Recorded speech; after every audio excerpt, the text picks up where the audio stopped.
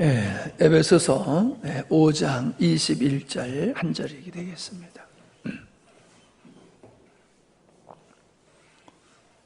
에베소서 5장 21절 같이 보겠습니다. 시작.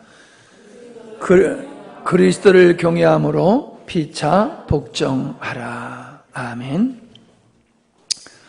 지난 시간의 마지막 부분에 우리가 피차 복종하게 되는 것이 그리스도를 경외하기 때문이다 라는 말씀으로 말씀을 마쳤는데, 말씀을 더 그 부분을 참고해 보려고 합니다. 에베소서 5장에서는 우리가 취하지 말아야 될 부분을 말씀하고 있을 뿐만 아니라 성령으로 충만해야 된다는 말씀을 하시므로 술 취하지 말라고 하는 것과 성령 충만하라는 말씀을 대조적으로 말씀하고 있습니다.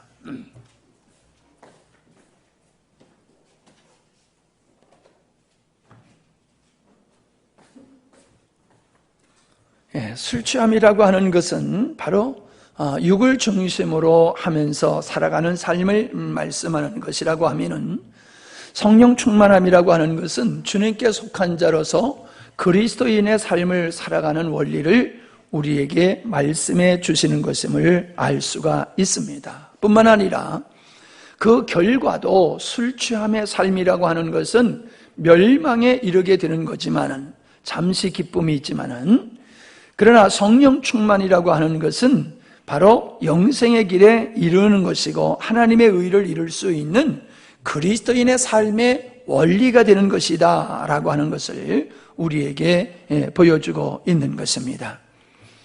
그렇다라고 하면은 성령 충만한 상태라고 하는 것은 무엇을 의미하느냐? 그건 바로 우리가 복종하는 상태, 복종하는 삶을 의미하는 겁니다. 성령 충만하다라고 하는 것은 성령께 복종하는 그런 현상으로 나타나게 된다는 거지요.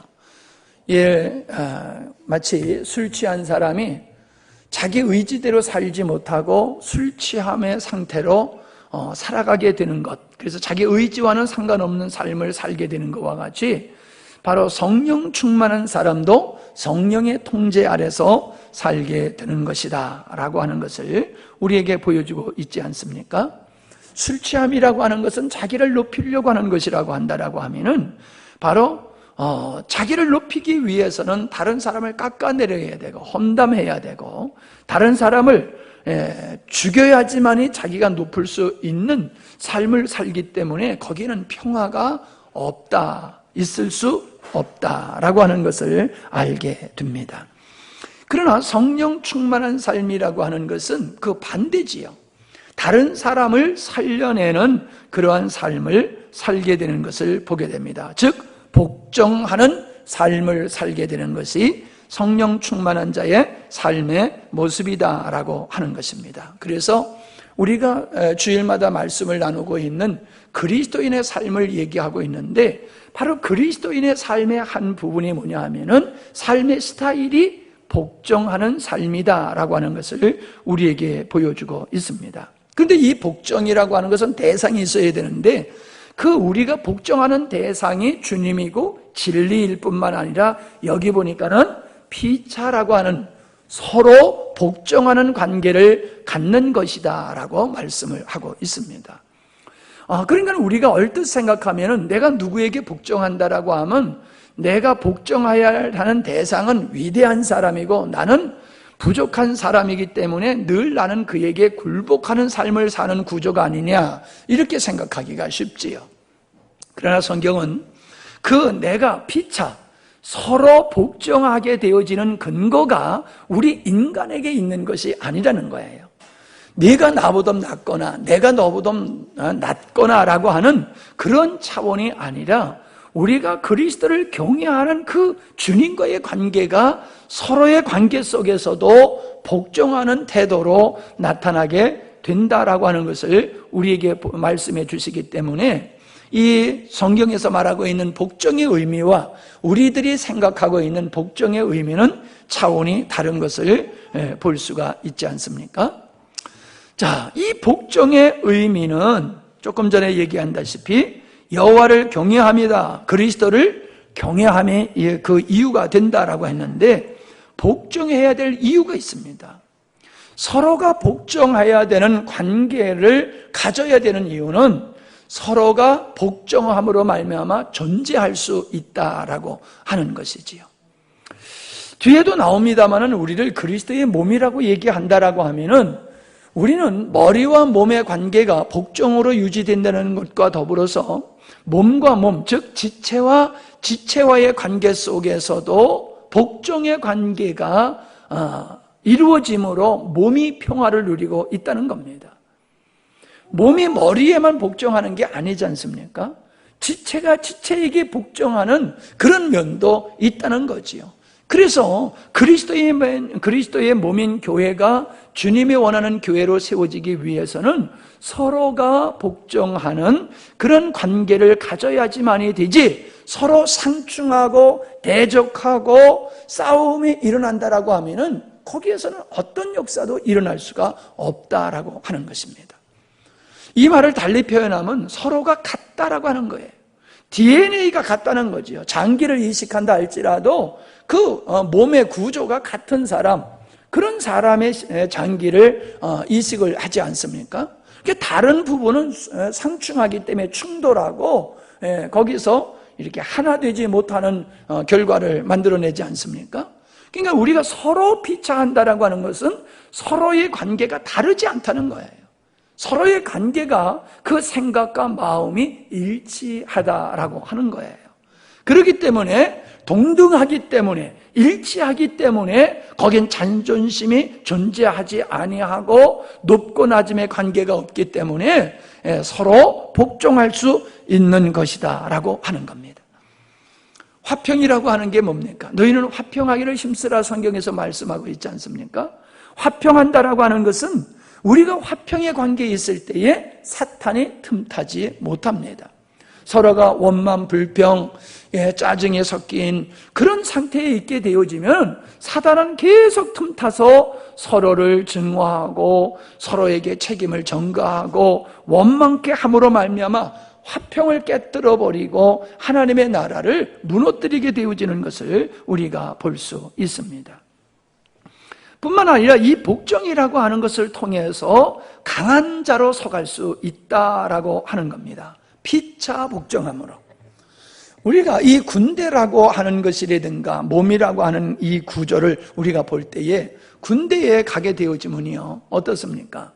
자기의 선택의 권리가 국가에 반납을 해버리지 않습니까? 그래서 군대에 가면은 국가가 시키는 대로 하게 돼요. 어떤 보직을 맡기든지 어떤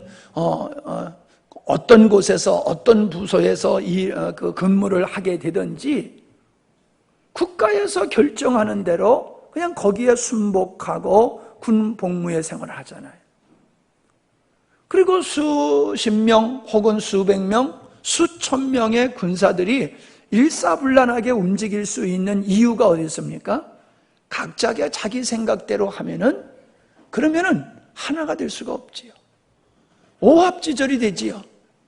아무리 많아도 사람들이 자기 뜻대로 살아가 버리면은 힘이 결집이 되지 않기 때문에 오합지졸이에요. 그러나 수많은 사람이 한 지휘관의 명령에 절대적으로 복종하게 될 때에 그 힘은 엄청난 힘을 발휘할 수 있음을 우리가 알 수가 있습니다. 그렇게 복종이라고 하는 것은 우리가 하나님께 복종하고 서로에게 복종하게 될 때에 우리 스스로가 가능한 자로 서가게 되는 것이라는 거예요. 교회가 능력 있는 교회가 되어지는 교회가 어떤 교회입니까? 서로가 복종할 때에 그 교회는 힘있고 능력 있는 교회예요. 아무리 교회 숫자가 많아도 자기 좋은 대로 움직이게 되어지면 그 교회는 능력이 없습니다. 그러나 온 성도가 한 마음과 한 뜻으로 복종하게 되어졌을 때에는 놀라운 힘을 발휘할 수 있는 교회가 될 수 있다라고 하는 거지요. 그러니까 그 관계가 이건 필연적인 관계다라고 하는 거예요. 복종이라고 하는 것은 너를 위한 것이 아니라 모두를 위한 것이다. 예. 그래서 저는 그런 생각을 해봤어요. 아무리 좋은 배가 있다 할지라도 물이 없으면은 그 배는 소용이 없다는 거지요. 또 돛을 올린다 할지라도 바람이 불어야지 그 돛에 의해서 배가 가지, 바람이 없는데 돛을 수십 개 올려본들 그게 배가 가겠냐는 거예요. 우리와 주님과의 관계는 그와 같다는 거예요. 서로의 관계가 그와 같다는 거예요. 맷돌을 돌릴 때에 뭐가 있어야 됩니까? 맷돌을 돌릴 때에 뭐가 있어야 돼요? 어처구니가 있어야 되잖아요. 어처구니가 없으면은 맷돌이 돌아가지를 않는단 말이에요. 어처구니가 있어야지 이게 돌아가잖아요. 그냥 갑자기 어처구니 생각이 안 나더라고. 어처구니, 맷돌 손잡이가 뭐더라? 한참 생각했어요. 나중에서 이제 어처구니가 생각이 나더라고. 그냥 어처구니가 없으면 맷돌이 역할을 할 수가 없어요.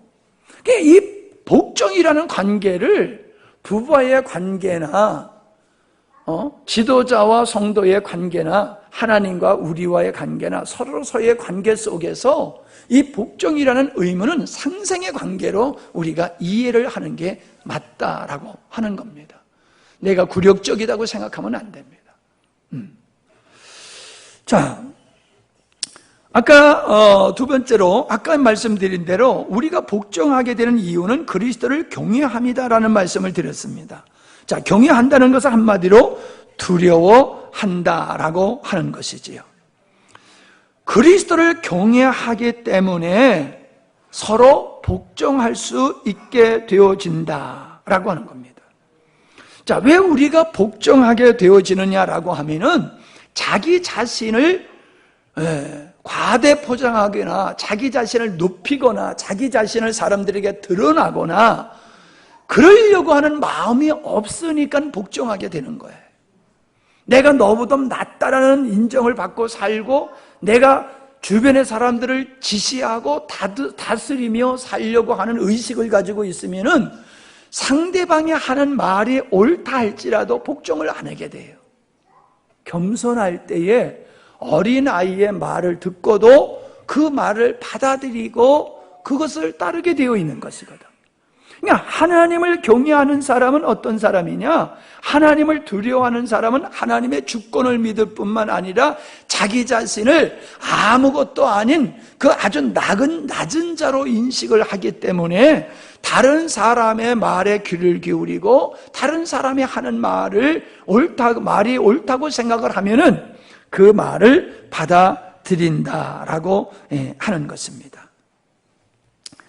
뿐만 아니라 우리 주님의 삶이 바로 주와 선생이었지만은 우리 주님의 삶은 결코 높은 자의 자리에서 군림하는 모습으로 사시지 않았음을 우리는 알 수 있습니다. 자, 마태복음 20장 25절로 28절을 보면요. 마태복음 20장 25절로 28절을 보면은 예수께서 제자들을 불러다가 가라사대 이방인의 집권자들이 너희를 임의로 주관하고 그 대인들이 저희에게 권세를 부리는 줄 너희가 알거니와 너희 중에는 그렇지 아니하니 뭐예요? 힘 있는 자가 다스리는 세상과 같지 않다는 거예요. 교회는 너희 중에 누구든지 크고자 하는 자는 섬기는 자가 되고 너희 중에 누구든지 으뜸이 되고자 하는 자는 종이 되어야 하리라. 이게 그리스도인의 삶의 원리라는 거예요.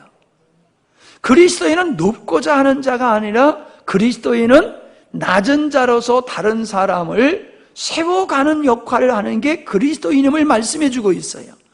그러면서 우리 주님이 하시는 말씀이 내가 이 땅에 온 것은 섬김을 받으러 온 것이 아니라 도리어 섬기려 나는 이 땅에 왔고 얼마만큼 섬기느냐? 내 목숨을 줌으로 말미암아 사람들을 살려내는 일을 위해서 내가 왔다. 그리고 나는 그렇게 살았다라고 말씀하고 있습니다.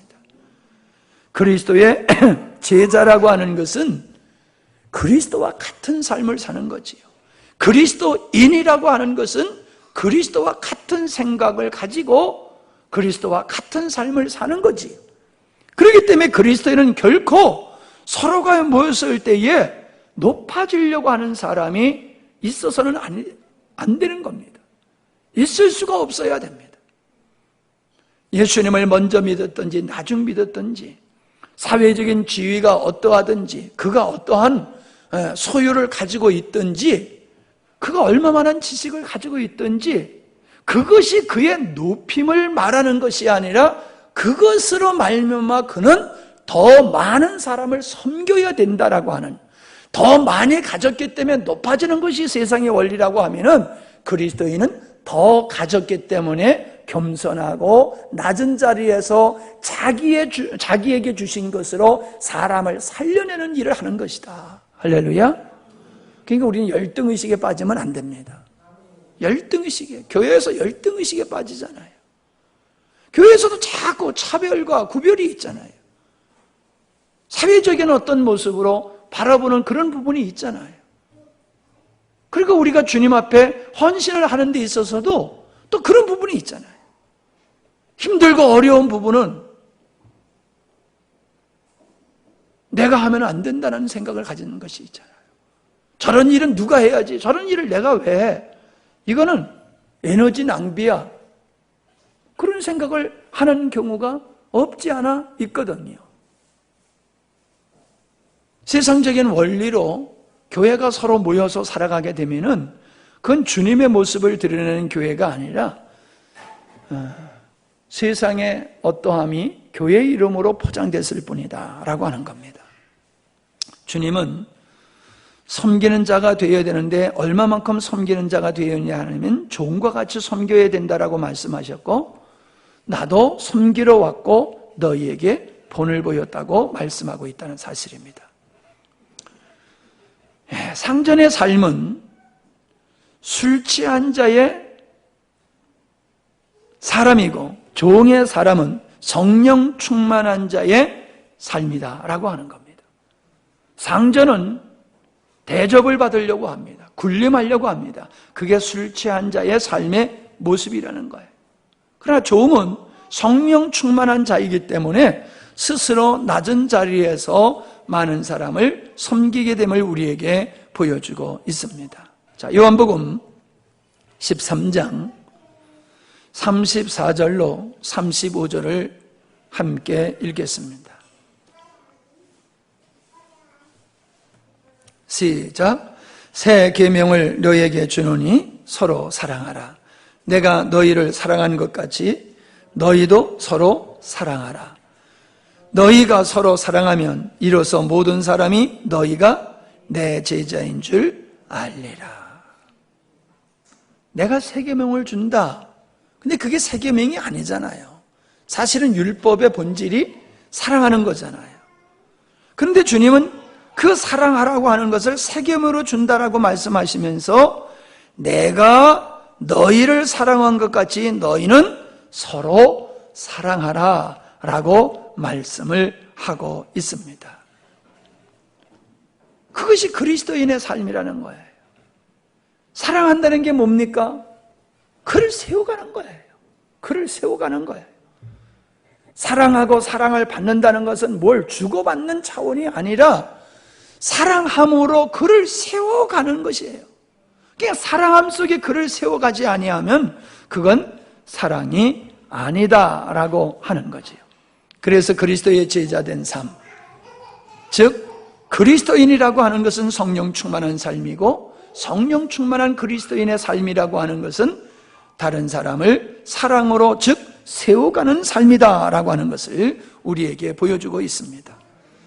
자, 너희는 섬기는 자가 되어야 되는데 얼마만큼 낮아져야 되느냐 하면 종의 자리까지 낮아져야 된다고 말씀하고 있지 않습니까?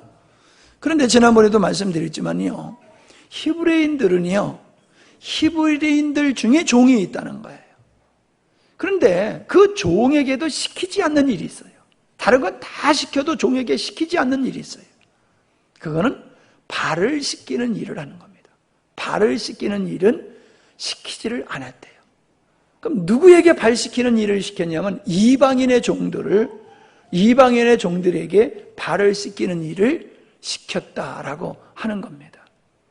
그러니까 내가 너희들의 발을 씻겼다라고 하시는 주님의 모습은 다만 그냥 우리가 얼굴에 빗물 받은 자의 빗물을 닦아주듯이 그냥 발이 젖었으니까, 발이 더러웠으니까 발을 씻어준다는 개념이 아니라는 거예요.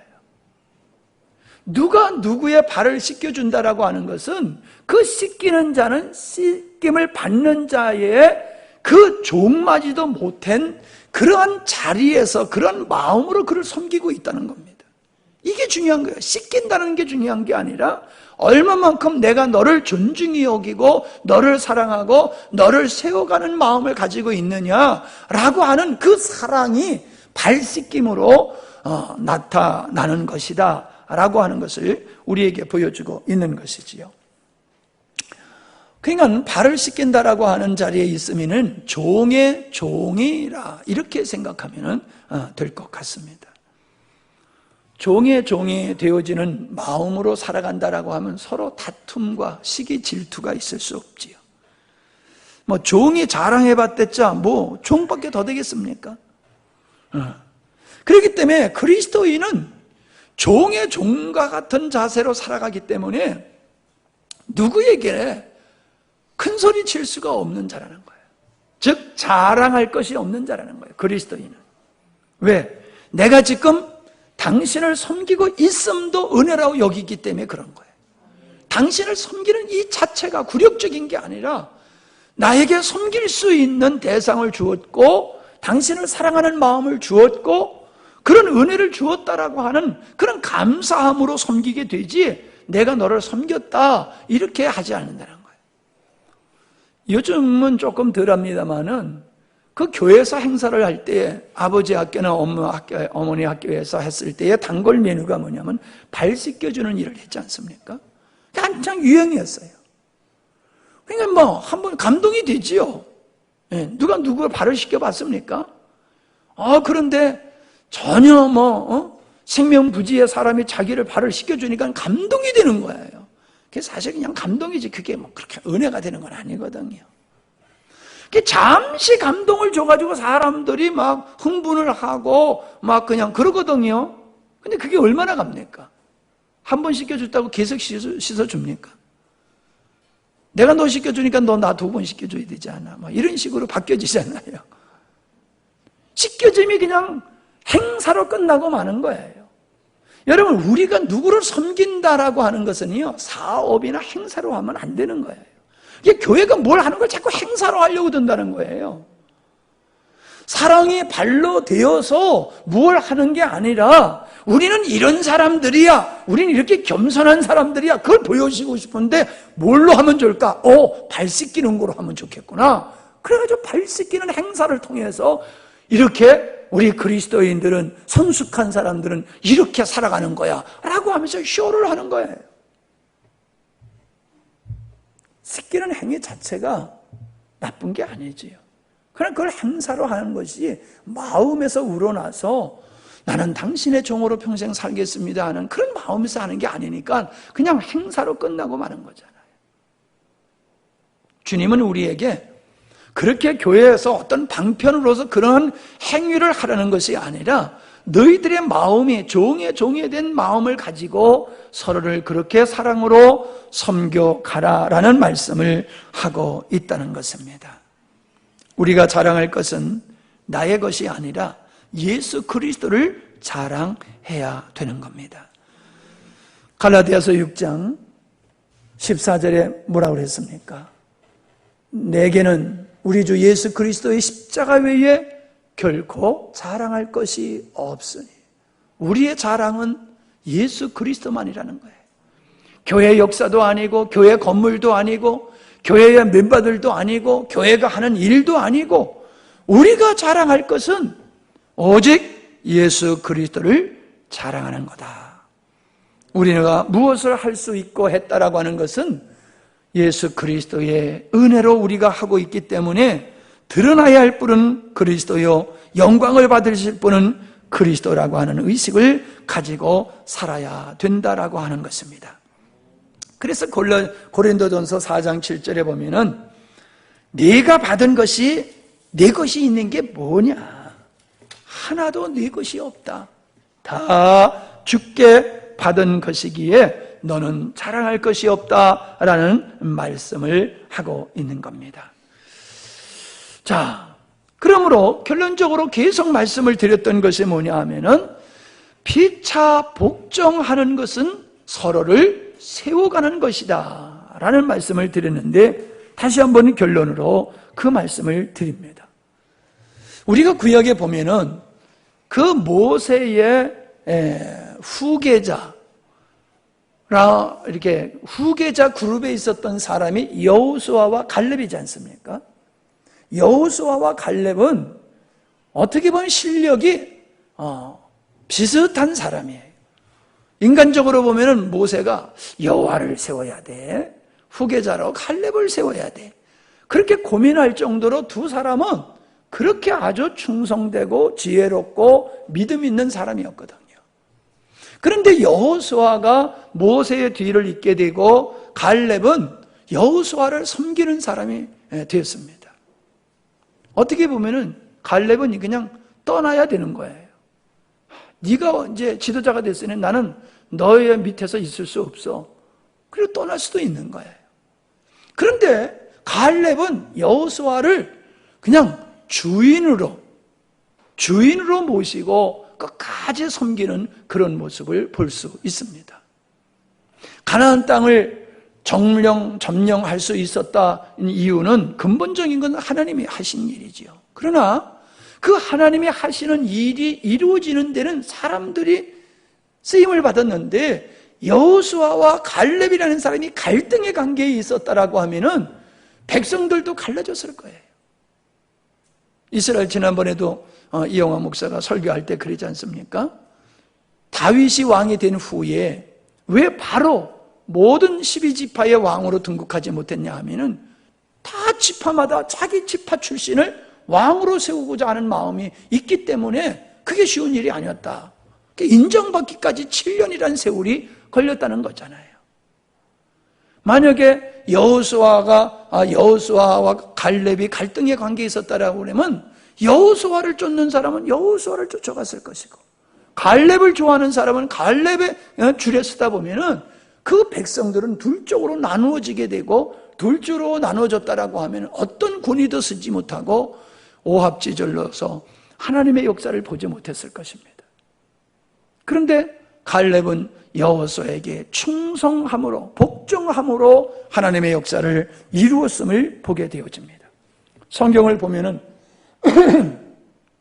신약에 보면은 사도 바울과 바나바를 보면요, 바나바가 사울보다 먼저 된 사람이라고 볼 수가 있는 거지요. 사울은 교회를 핍박하다가 고향에 가서 두문불출하고 그냥 방콕하고 있는 사람이었잖아요. 누가 그를 인재로 등용해야 쓰는 사람이 없잖아요. 등용자로 부르는 사람이 없었잖아요. 그런데 바나바가 그 사울의 됨됨을 알고 그에게 찾아가서 우리 같이 사역하자, 불러가지고 안디옥 교회에 와가지고 사역을 같이 했지 않습니까? 그래서 사울이 안디옥 교회에서 바나바와 같은 레벨에서 안디옥 교회를 세워가는 일에 헌신하다가, 이제 하나님께서 선교사를 파송하라고 했을 때에 바나바를 위주로 해서 선교가 시작이 됐는데, 선교를 시작하면서부터 사울이 주도적으로 그 일을 하게 되어지는 것을 볼 수가 있습니다. 그래서 사도 바울과 바나바가 서로 헤어진 후에 성경의 기록에는 바나바의 기록은 끝나고 바울의 기록만 계속 남는 이유는 그 역사가 바나바보다는 바울을 통해서 하나님의 역사하심을 중요하게 여기고 그걸 기록했다는 겁니다. 그런 측면에서 바나바가 참으로 먼저 된 자지만은 나중된 그 사도 바울을 높이는 일에, 그를 세우는 일에, 지도자로, 리더자로 세우는 일에 그가 겸손하게 복종하지 않았다라고 하면은 하나님의 역사는 있을 수 없다라고 하는 겁니다. 그런 의미에서 이 아볼로라고 하는 사람도 대단한 사람 중에 한 사람이었습니다. 성경에 아볼로에 대해서 그렇게 많이 기록되어 있지 않습니다. 근데 바울은 나는 심었고 아볼로는 물을 주었으되 라는 표현을 합니다. 잘하게 하시는 분은 그리스도다. 그러니까 삼각관계로 본다라고 하면은 바울과 실라의 사역이 동등하다는 거예요. 심었고 물을 주는 거 동등하다는 거예요. 잘하게 하시는 분은 그리스도다. 바울이 봤을 때에 아볼로는 자기보다 결단코 부족한 사람이 없는 사람으로 여긴 거예요. 역할만 다를 뿐이지 그 아볼로라고 하는 사람도 학식과 지혜와 믿음이 충만한 사람이었다는 거예요. 그걸 뭘로 알 수 있느냐? 성경에 보면요, 서로가 서로 대적하는 일이 있지 않습니까? 바울파, 베드로파, 아볼로파. 교인 중에 아볼로를 아주 따르는 사람들이 있었다는 거예요. 바울을 더 선호하며 따르는 사람이 있었고, 베드로를 선호하면서 따르는 사람이 있고, 아볼로를 선호하며 따르는 사람들이 있었다는 거예요. 멍청한 사람을 누가 따릅니까? 시시한 사람을 누가 따릅니까? 그만큼 아볼로는 바울 수준의 아주 실력 있는 교회 지도자였었다는 거예요. 그러나 아볼로는 결코 그가 바울의 사역에 감나라 꽃감나라 하지 않았다는 겁니다. 하나님께서 세우셔서 하나님의 쓰시는 사도 바울의 사역이 잘 되도록 그는 협력했던 그런 모습을 볼 수가 있습니다. 한국 교회는 목사님과 장로님들의 관계가 부부와의 관계와 같이 되어야 되는데 불행하게도 그렇지 않는 게 현실인 것 같아요. 얼마 전에도 어떤 분이 오셨어요. 장로님이 오셔서 담임 목사님을 모셔왔는데 나이가 몇째 아들 택이라고 그러더라고요. 그러면서 부교육자로 생활을 하다가 담임 목사로 와서 하니까는 뭘 모르고 열정만 내더라는 거예요. 그래서 어디 한번 해봐라. 하다 보면 이제 지칠 때가 올 거다. 그랬더니 아닌가 다른가. 몇 년을 하더니 지치더라는 거예요. 그래서 자기가 자기보다 나중된 장로들에게 그랬다는 거예요. 야, 좀 도와줘. 아무것도 모르니까, 아무것도 모르고 저렇게 하니까 그래도 그냥 좀 도와줘야 되지 않냐. 나는 그러니까 너희들이 좀 도와줘라. 그랬다는 거예요. 그 말을 내가 듣는데 아주 마음이 얼마나 불편한지 내가 사모님 보고 왜 나를 이 자리에 앉혀놨느냐고 나중에 내가 뭐라고 막 그랬어요.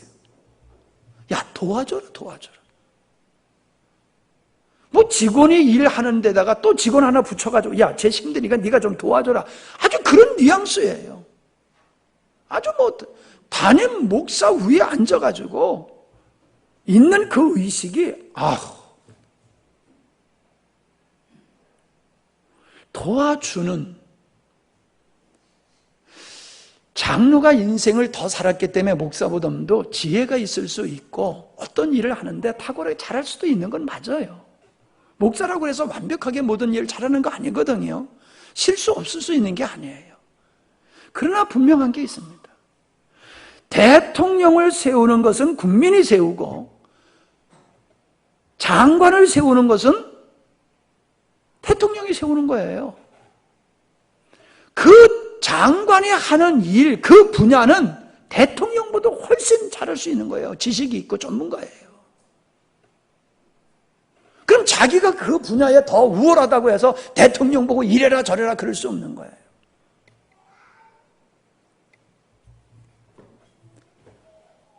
메가도 장군이 왜 옷을 벗었습니까? 그 위대한 군인이. 저 중국을, 이때에 저 중국을 때려잡지 아니하면 큰 후환이 난다. 아주 이참에 아주 중국을 그냥 전쟁에 개입한 중국을 묵사발라가지고 감히 달려들지 못하도록 해야 된다. 그렇게 주장했을 때에 그 당시에 대통령이 그걸 만류했어요. 안 된다. 3차 대전이 일어난다. 그러니까 메가도 장군이 자꾸 요구하니까는 옷을 싹 벗겨버렸어요. 전역을 시켜버렸어요. 근데 지금 생각해보면 어때요? 우리 마음에 그 얘기를 들으면 야, 그때 한 방 그냥 빵 해가지고 그냥 중국을 꼼짝 못하게 했으면 지금 이런 후환이 없을 텐데 괜히 그거 겁먹고 비실거리다가 그냥 이런 후환을 지금까지 낳고 있구나 이런 생각 안 드셨어요? 난 그런 생각 들더라고요. 야, 그때 맥어도가 그냥 어차피 옷 벗을 건데 그냥 명령해가지고 그냥 대통령이고 뭐고 그랬으면 좋았을 텐데 그런 생각이 난 개인적으로 좀 들더라고요. 우리가 어떤 분야에서는 목회자보다도 지도자보다도 탁월한 지식이 있고 역량을 가질 수 있어요. 그러나 그가 하는 일과 그가에게 주어진 권위와 역할과 지도자에게 주어진 권위와 역할은 다른 거예요. 이해가 되십니까? 장관들이 아무리 뛰어나더라도 국가가 해야 할 어떤 중요한 일은 장관이 결정할 수 있는 게 아니에요. 권위가 그에게 주어지지 않았어요. 대통령에게 주어진 거예요. 우리가 교회에서 그냥 교회를 섬기는 데 있어서도 우리가 생각을 잘해야 됩니다. 어떤 분야에서 내가 목사님보다 지혜롭고 목사님보다 지식이 탁월하고 경험이 많고 인생의 경륜이 있어서 어떻게 보면 형이 동생을 보는 것 같은 부모가 자식을 보는 것 같은 어떤 그런 느낌이 있을 수 있어요. 그런 현상을. 그러나 그 마음속에 그런 마음을 가지면 안 되는 거예요. 하나님은 지도자에게 결정할 수 있는 권리를 주고 그가 그 모든 선장과 같이 교회를 주님이 원하는 길로 인도하는 그 책임을 그에게 줬다는 거예요. 나에게 탁월한 재능과 인생의 경험을 왜 줬느냐? 그 일을 완성하도록 조력자로 줬지 그렇게 군림하는 상태로 야 도와줘라 서로의 얼굴이 붉혀질 것 같아서 제가 더 이상 말을 안 하고 빨리 자리를 내가 떠서 옮겼지만요. 낯선이 한번 얘기해 볼까요? 우리 교회는 왜 장로 안 세우고 우리 교회는 왜 권사 안 세웁니까? 그런 얘기가 나올 법해요. 솔직히 한번 생각해 봅시다. 권사를 세운다라고 하면은 나 권사 될 수 있을 거야 라고 하는 생각을 갖는 사람이 틀림없이 있습니다. 성도들이 이 사람은 우리 교회의 권사감이야, 이 사람은 우리 교회의 장로감이야 라고 성도들이 생각하는 것과 달리 스스로 본인이 나는 권사 세우면 나는 권사가 될 수 있어, 장로 세우면 나 장로 될 수 있어 라는 생각을 틀림없이 갖고 있을 거예요. 어떤 사람들은 누군지 모르겠지만 있을 수 있어요. 근데 안 돼 보세요. 그럼 시험 드는 거예요. 그러면 목사님의 괜히 섭섭하고 성도들이 섭섭하고 나를 이렇게 못 알아줘. 그러면서 시험 들어요. 다른 교회들에게서 그런 일들이 많이 일어나요. 우리 교회는 안 일어날까요? 크든지 작든지 그건 동일해요. 장로를 세우려고 하더라도 나는 아닙니다. 그게 맞는 거예요. 권사를 세우려 해도 나는 아닙니다. 이렇게 생각하는 게 맞는데 나는 말로는 아닙니다. 그러면서 속으로는 맞아. 내가 아니면 누가 돼? 이런 마음을 가진 사람은 반드시 섭섭한 마음이 들고 그 다음서부터는 교회를 향해서 구시렁구시렁대고 누가 어떻고 이런 사람으로 바뀌어지는 현상을 목사님들이 많이 경험해요. 그게 무서워서 안 하는 건 아니지만은 아직 내 마음에 우리 교회는 장로를 세워야 되겠다, 권사를 세워야 되겠다는 마음이 아직 제 마음에 안 와서 안 하는 거예요. 주님이 그런 마음을 주셔서 언젠가는 하겠지요. 그럴 때 시험 드는 사람은 그냥 시험 들면 되는 거예요. 나는 그거 신경 안 써요. 그건 제 믿음이 그 믿음이니까 그것까지 내가 어떻게 책임져? 혹시 그런 사람이 있으면 시험 들지 않도록 그때가 올 때까지 열심히 믿음 잘 가꾸기를 바랍니다. 아멘에 대한 속 드러날 것 같아가지고 아무 말도 안 하거든 있는데 내가 나를 인정하는 믿음보다는 남이 나를 인정하는 믿음을 가져야지 돼요. 만약에 내가 안 됐으면 어떻게 생각해요? 야, 내가 착각했구나. 내 신앙이 대단한 줄 알았더니 성도들이 날 볼 때 그게 아니었구나. 그리고 부끄러워하고 회개해야지 나를 못 알아줬다고 그리고 돌아다니면서 은근히 불만 세력을 만들고 그러면 그건 사단의 사람이지요. 그런 사람이 진짜 장로가 되고 그런 사람이 교회 권사가 되면요 교회 큰일 나는 겁니다. 야 도와줘라 그런 사람이 되는 거예요. 아이고 참 아주 그 소리 듣는데 아유 막 속에 그냥 숨이 콱 막혀버리더라고. 예. 베드로전서 5장 1절로 3절 한번 보십시다. 장로들에 대한 말씀을 하고 있어요. 베드로전서 5장 1절로 3절. 너희 중 장로들에게 권하노니 나는 함께 장로된 자요. 그래서 여기서 장로라고 얘기하는 것은 말씀을 가르치는 장로와 교인을 대표하는 그런 장로를 얘기하고 있는 겁니다. 교회에 어른이 있지요. 소위 말해서 말씀을 가르치는 장로는 하나님이 세운 말씀의 종이지만은 또 한 장로는 믿음이 성숙한 그러한 교회의 어른으로서의 장로의 위치에 있는 사람을 말하는 거지요. 나와 함께 장로된 자요 그리스도의 고난의 증인이요 나타날 영광에 참여할 자로라. 누가? 너희 중 장로에게 권하노니 그 말이요. 2절입니다. 너희 중에 있는 하나님의 양 무리를 치되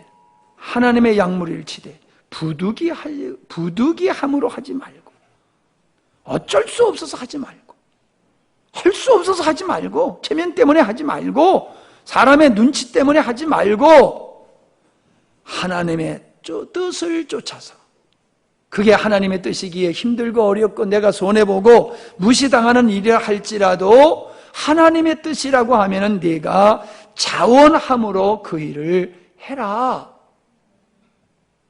그 다음에 뭘 말하고 있어요? 더러운 이득을 위하여 하지 말아라. 네가 그것을 함으로 사람이 너를 인정해 준다. 그 인정받기 위해서 하지 말아라. 예? 도시교회 장로가 되려고 중고등부 수련회, 청년의 수련회 열심히 쫓아다니면서 짜장면 사주는 사람이 있더란 말이에요. 왜 이렇게 열심히 짜장면 사주나 하니까 얼굴 도장 찍는 거예요. 얼굴 도장. 사람이 많다 보면요, 교회가 도시교회는 사람이 많다 보니까 누가 누군지를 몰라요. 그러니까는 그런 행사에 가가지고 짜장면 한 그릇씩 쫙 사주면 이게 사전선거운동이야. 네? 그러면 얼굴은 기억하는 거야. 아, 저분이 우리 수련회 와가지고 짜장면 한 번 사주신 분이야. 이거 한 번 먹고 나면 이게 여기 딱 베끼는 거야. 근데 딱 보니까 그 얼굴이 딱 떴어. 이분이 장로 명단에 올라왔네? 내가 아는 사람이니까 꾹. 이런 식이 돼버리는 거예요. 그러니까 도와줘라. 이런 사람이 만들어지는 거예요. 참말로 나이가 아주 환장한 것어.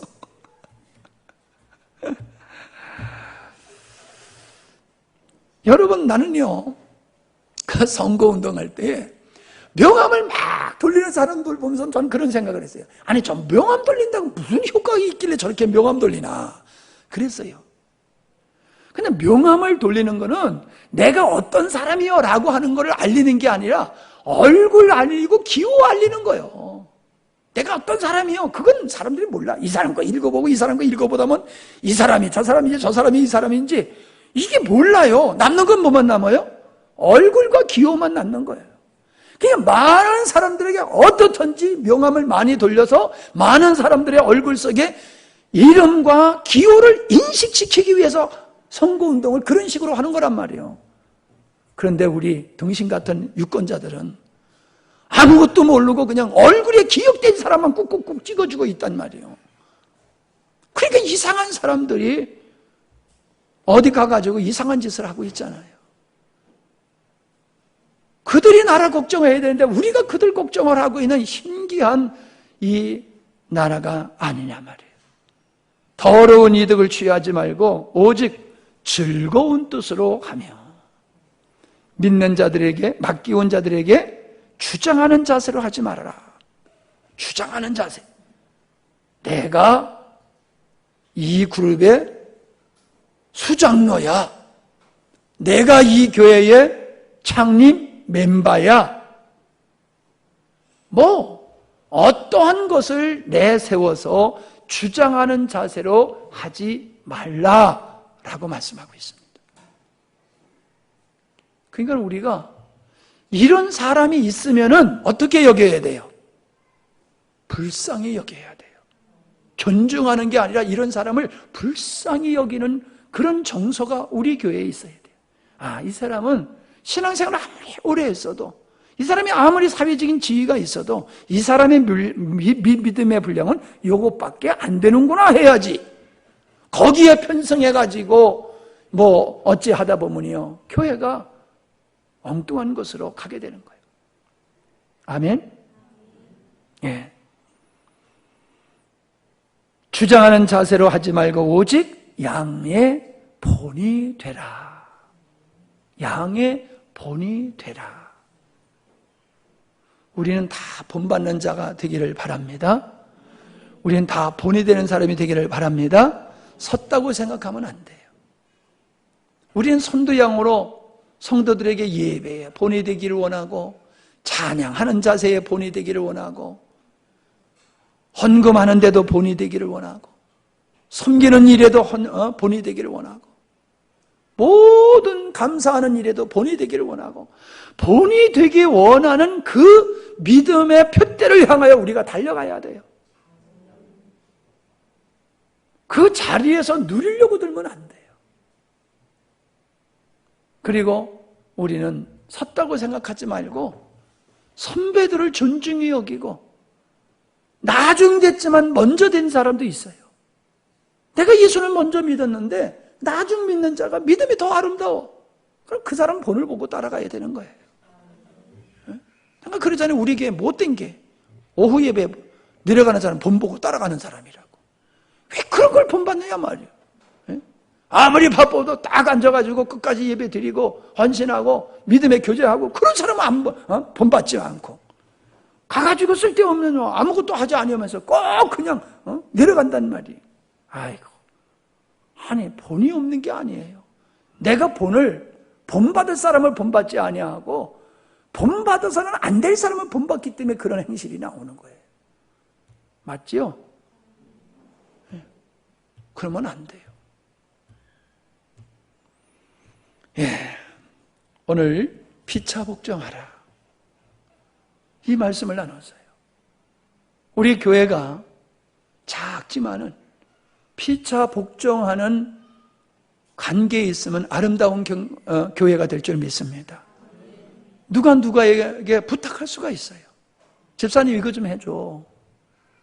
아무개 형제 이거 좀 해줘. 그렇게 부탁할 때 나를 만만해가지고 나를 시키나? 나를 이거 핫바지로 하려는가 봐. 나만 시키네. 그러면 안 되는 거예요. 아, 목사님이 나를 인정하시니까 나만 시키는구나. 할렐루야가 되는 거잖아요. 똑같아도 생각을 좀 바로 해야 돼요. 야, 목사님이 나만 불러대시는 거 보니까 믿을 사람은 나밖에 없는가 보다. 얼마나 기분이 좋아요. 이래가 나를 쳐다보는 게 은혜가 되네. 아, 목사님이 나를 지적하셔서 내가 말씀 듣는 모습이 참 누구보다도 이뻐 보이네, 나보다. 그러면 할렐루야가 되는 거예요. 아니, 목사님 드디어 나의 이름을 등장하기 시작하시네. 아이고, 긴장되네. 이러면 시험 드는 거예요. 생각이 잘못되면, 내 마음이 삐딱하고 열등의식이 있는 사람은요, 부정적인 사람은 생각을 부정적으로 해요. 얼마나 감사합니까, 여러분? 아무나 시킵니까, 일을? 믿을 만하니까 시키고, 관계가 그만한 위치에 있고 뭐 그러니까 시키는 거 아니에요. 감사함으로 하는 게 맞는 거예요. 예, 뭐 그렇다고 우리 교회가 그렇게 뭐 그런 데서 불만 불평 갖고 그런 건 아니에요. 그래도 일말에 그런 것이 있을까봐 내가 아주 싹을 싹둑 자르는 거야 지금. 예? 그런 게 나올까봐 아예 잘라버리는 거예요. 뭐 아이고 지금 우리가 그런 교회가 있어가지고 아주 힘들고 어렵다 그런 차원은 아니에요. 미리 침 넣는 거야 아마. 아주 이런 게 나오지 않도록 그냥. 아주 그냥 그런 것 때문에 목사님들이 그냥 막 머리를 아파요. 머리 아파해요. 머리를 아파. 난 그냥 그렇지 않아도 머리가 빠지는데 그러면 큰일 나요. 다 빠집니다. 다 빠져. 생각해 보세요. 목사님은 머리가 다 빠지면 얼마나 우습겠어. 머리통도 우리 강지 집사님 같이 생겨야지 머리가 빠져도 멋진데 나는 머리통이 밋밋해가지고 머리 빠지면 진짜 이상할 거야. 이런 소리는 안 해도 되는데 꼭 너무 편해가지고 괜히 쓸데없는 소리까지 하고 내가 그래요. 자, 기도합시다. 주님은 우리에게 말씀을 쓰기를 피차 복종하라. 우리는 왜 복종해야 되는지, 복종할 수밖에 없는지, 복종할 때 어떤 열매가 맺어지는지를 우리가 나눠봤습니다. 복종하면은 손해보고 굴욕을 당하는 게 아니라 복종할 때에 아름다움의 역사가 이루어지고 하나님의 뜻이 이루어집니다. 내가 복종하지 못하는 것은 술 취한 자와 같은 거예요. 오만하고 교만하고 자만해서 자기가 머리 된 줄 알고 까불고 낯뛰는 사람은 그 사람은 넘어지게 되어 있어요. 여러분, 우리는 피차 복종함으로 하나님의 평강이 우리 가운데 임하고 아름다운 교회가 임하여야 될 줄 믿습니다. 이를 위해서 기도해 주시고 8월 집회 후에 하나님 은혜 주시되 목사님을 붙잡아 주시어서 주님이 원하시는 목사님 말씀을 목사님이 잘 전할 수 있도록 해주시고 꼭 오셔야 될 분들을 보내주시어서 은혜 받게 하옵소서. 좋은 일기로 함께 하시고 환경도 도와주시옵소서. 기도하십시다. 고마우신 아버지,